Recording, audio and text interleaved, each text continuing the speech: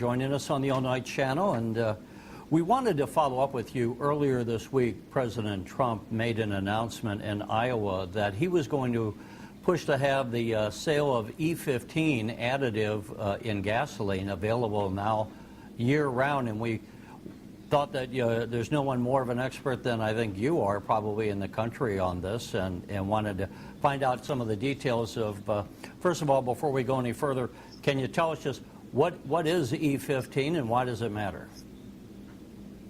Well, Terry, thanks for the opportunity to interview today.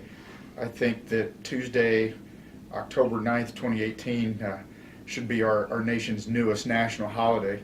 And not even a national ethanol holiday, but a national consumers holiday, because at the end of the day, while the farmers and the ethanol industry will benefit from President Trump's announcement, the real winners are the consumers.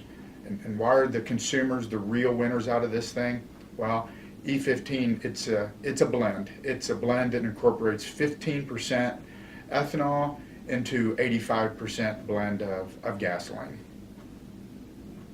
And why was it not available? So it's what, a winter blend? It has been a winter blend and not available in the summer, is that correct?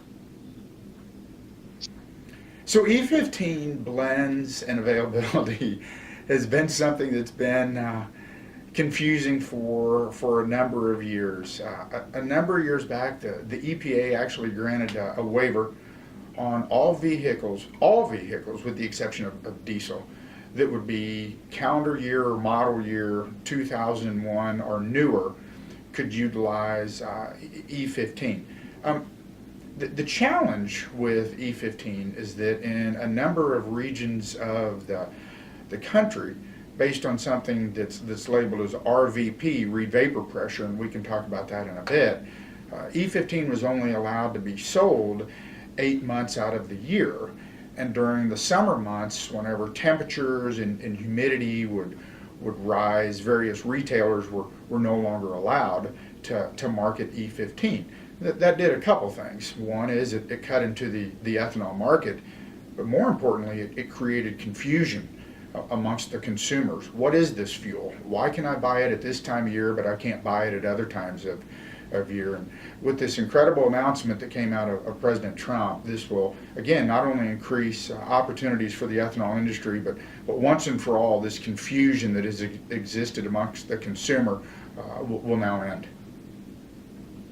Why was it not available, though, year-round? And there were some, as I understand it, loosely, some of the critics are saying that if we have E-15 used in the summer months, it'll contribute to smog. What is the story behind that? Yeah, so our dear friends, and I say that with as much sarcasm as I possibly can, at American Petroleum Institute, all of a sudden, ethanol and higher blends of ethanol have been the great contributor to smog. It'd be laughable if it wasn't so sad, statements like that. When the truth is, it's just the opposite is going to take place. There are far fewer volatiles in ethanol than what there is in reformulated gasoline. There will be a direct contribution to cleaner air and a cleaner environment by broader dispense and utilization of E-15. And basically, E-15, what we're talking about is the E is ethanol, and that's basically, again, you correct me if I'm wrong, it's alcohol made primarily from corn in the nation. Correct. And then the 15 means that it's 15% of a gallon is the alcohol as compared to oil-based petroleum. That is correct. The overwhelming majority of ethanol in this country is being produced from corn. This calendar year will produce just shy of 16 billion gallons of ethanol, again with the overwhelming majority of that coming from corn. And in that blend, whenever you pull into the fueling station and you put 1 gallon in your vehicle of this blend, 15% of that gallon is going to be ethanol that came from America's corn growers. The remaining 85% is going to be gasoline that was derived from oil. And so far, most of the time when we have a mix, am I correct that most of it is E10, that it's 10%, not 15%? Right, especially here in the state of Illinois, Terry, it would be a challenge to even find any non-ethanol blended gasoline in the state. I'm sure that it exists somewhere, but nearly every fueling station, every retailing station that sells gasoline in the state of Illinois, I mean from Cairo to Cook County, you will find a sticker on the fuel pump. And what that sticker is going to say is it's going to say it contains up to 10% ethanol. That doesn't necessarily mean that there's 10% in there. It just means that there is some amount of ethanol that's in there. I see. So why haven't we just had E-15 all year long, always? Why do we have to have the president step in to make this available? Well, it's been a long fight, Terry. I think the fight now goes back at least 2 years. One of the trade associations, one of the leading biofuels trade associations from day one felt that E-15 was more of a regulatory issue, therefore falling into the hands and the responsibility of EPA. And when EPA didn't act on it, or failed to act on it, another one of the leading biofuels trade associations said, well, if EPA is going to continue to delay and stall, we'll try to do this legislatively. Unfortunately, the legislative effort, while it was a really good effort, it got caught up in politics, like a lot of things do in Washington, D.C. That led to the election of this guy named Donald Trump. And whenever he was stumping, particularly in places like Iowa and other, Corn Belt states, if you will, he made this promise to America's corn farmers. He made this promise to rural America that you would no longer have to wait for EPA to act, and you would no longer have to be dependent upon silly politics, that I, if elected President of the United States, would make this happen. And on Tuesday, October the 9th of 2018, he did. And, I'm just going to ask what I can imagine some critics of this policy would be, and certainly the president has all kinds of critics, it seems, for any number of things. But what would you say to those who say, well, this is just the president throwing a bone to the farm community because he wants to carry Iowa when he's reelected? So what would I say to those who feel that the president simply threw a bone to America's farmers because he wants Iowa? America's farmers, we feed, we fuel, and we clothe the entire world. So this is not President Trump throwing a bone to America's farmers or to rural America. This is President Trump's recognition of the importance and the moral value of serving America's farmers in rural America, and that's exactly what he did. Does anyone have first of all, is this a mandate to use E-15? Would we have to use E-15, do you know, or is it an optional that now E-15 is available in the summer, or would be? Love that question, Terry. That's where some of the misguided falsehoods and discrepancies by the ethanol industry's opponents, they're trying to promote this as E-15 is a fuel that's now being forced on America. It's the polar opposite. This is all about consumer choice. This providing our nation's 300 million consumers yet another option whenever they pull into a fueling station.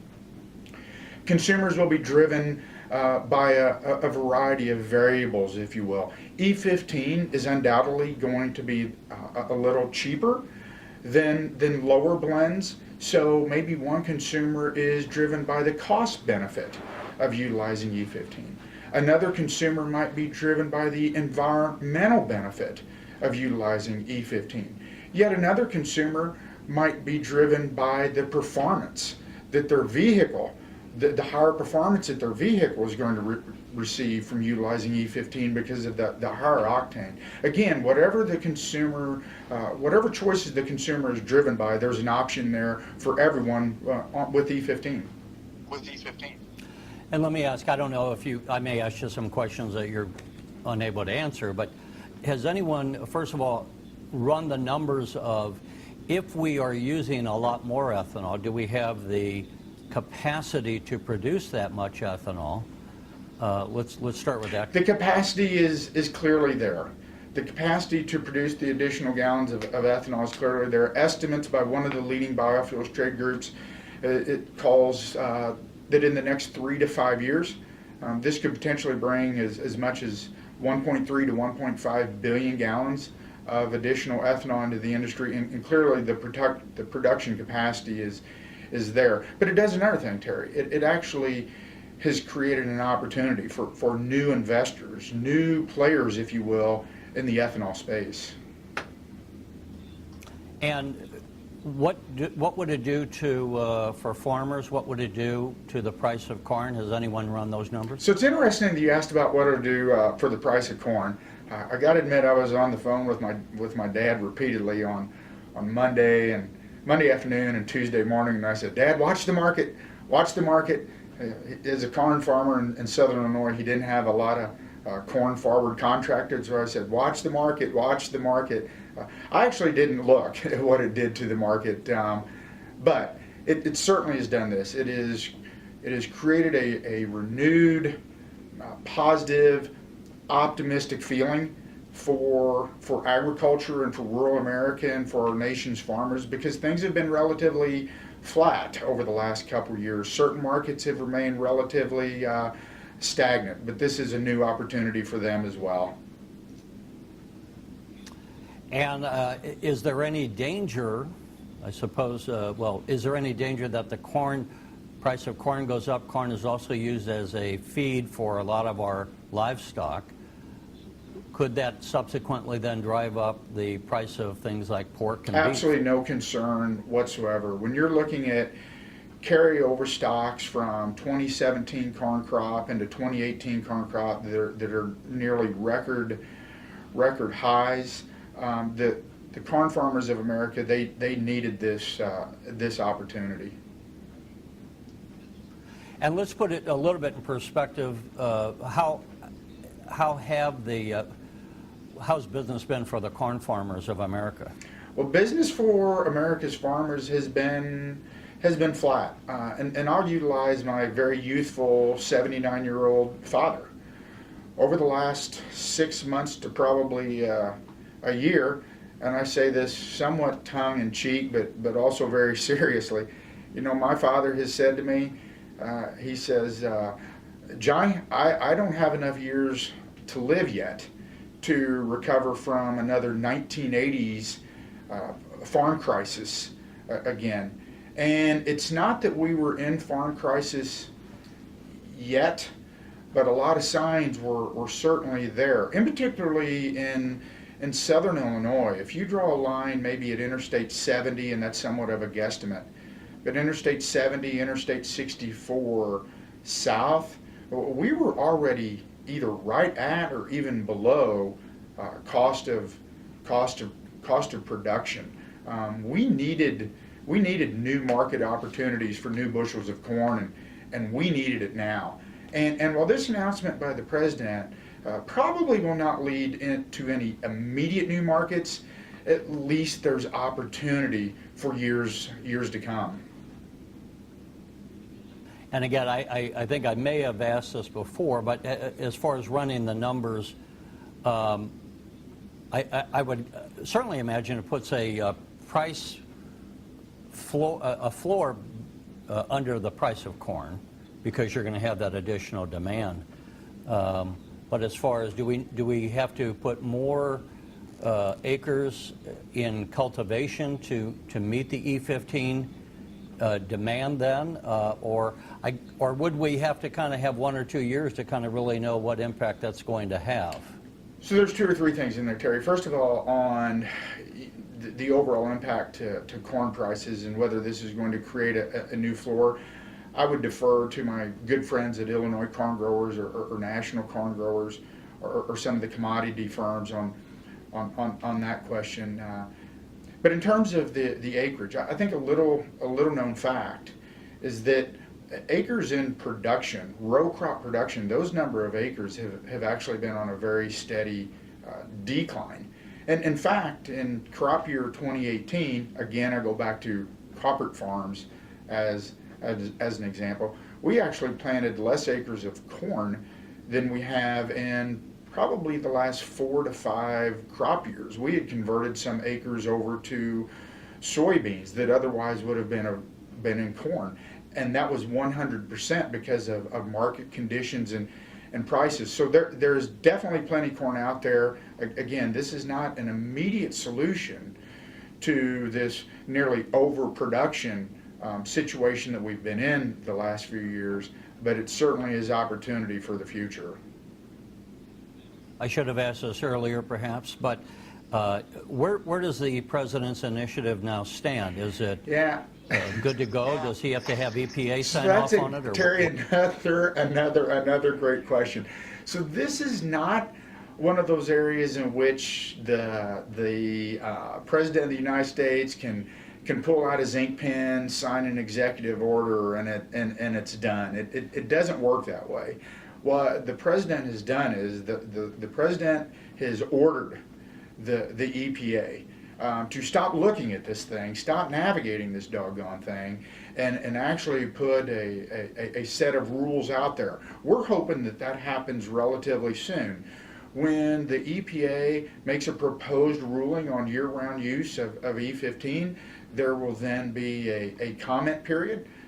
Historically, those comment periods range anywhere from 30 to 60 days. The EPA will undoubtedly receive hundreds of thousands of formal comments on this.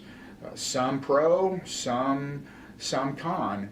Wouldn't rule out the possibility that the EPA doesn't hold hearings on this as well. What I can say, though, is that all facts and all momentum is in the side of E-15 and the ethanol industry and America's farmers on this. The consumers want it. One last thing, unless there's anything else you want to talk about on is there anything else we should add on the E-15? No, just the fact that it's Tuesday, October 9, 2018 will be a day that will be remembered forever. And again, the big winners on this long term are America's consumers. Let me just ask a side question, since we don't always have the opportunity to speak. The president, it was announced today, is going to be meeting with the president of China in the late November, I believe. We just did the treaty with Mexico and Canada, a new trade agreement. How are the export markets for American corn? So on the export markets, again, I would defer to our friends at Illinois Corn, National Corn, and even U.S. Grains Council in Washington, D.C. That being said, though, you know, with China, with the trade war, if you will, that was created with the tariffs, you know, America's farmers, my goodness, do they have patience, don't they? And you know, I think that they recognize and they realize and they're willing to go through a bit of short-term pain if in return there's tremendous opportunity for long-term gain. And all indications are out there that even before this announcement on E-15 by the president, that America's farmers in rural America were standing staunchly behind the president. And then what did the president also do in the dark of the night in the last couple of weeks?